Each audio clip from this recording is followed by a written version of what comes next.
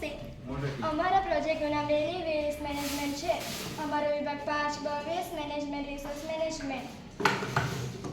આ આપણા રોજિંદા જીવનમાં ઘણો બધો કચરો ઘર, ઓફિસ, શાળામાંથી નીકળતો હોય છે, જેને આપણે યોગ્ય દિશામાં કેવી રીતે મોકલી શકીએ તે માટે અમે આ પ્રોજેક્ટમાં દર્શાવવામાં આવ્યું છે.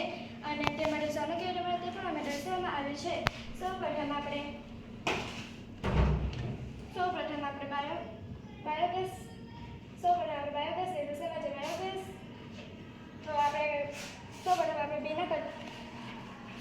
ભીના કચરા વિશે સમજીએ. ભીના કચરામાં આપણે થોડું છાણ, ગાયનું કે ભેંસનું છાણ ઉમેરી તેમાંથી આપણે ઓર્ગેનિક ખાતર અને બાયોગેસ મેળવી શકીએ છીએ. હવે આપણે સૂકા કચરા વિશે સમજીએ. સૂકા કચરામાં બે પ્રકાર હોય છે, એક કાગળનો કચરો અને પ્લાસ્ટિકનો કચરો. હવે આપણે કાગળના કચરા વિશે સમજીએ.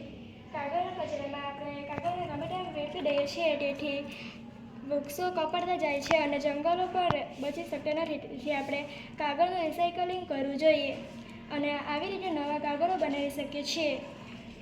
હવે આપણે પ્લાસ્ટિકનું રિસાયકલિંગ સમજીએ. પ્લાસ્ટિકનું રિસાયકલિંગમાં આપણે આગળ આ રીતે નવું પ્લાસ્ટિક બનાવવું જોઈએ. પ્લાસ્ટિક વિઘટનકારી નથી અને તે પર્યાવરણનું પ્રદૂષણ કરે છે.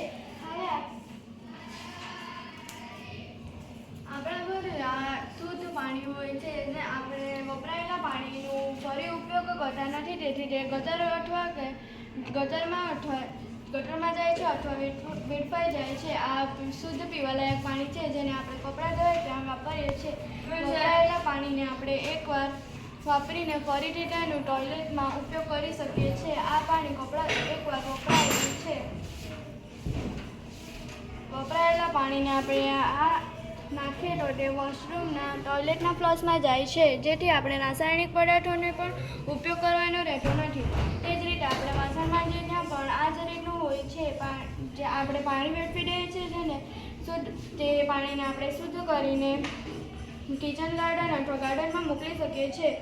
વધેલા ખોરાકના કણો અથવા ચોખાના નાના લોટ અથવા વગેરેથી આપણે ઓર્ગેનિક ખાતર મેળવી શકીએ છીએ. આમ આપણે આમાંથી બાયોગેસ, ઓર્ગેનિક ખાતર, સિંચાઈ માટે પાણી અને વગેરે વસ્તુ મેળવી શકીએ છીએ. તેથી તેમાંથી પર્યાવરણની સુરક્ષા અને પર્યાવરણ સુંદર બને છે. અસ્તુ.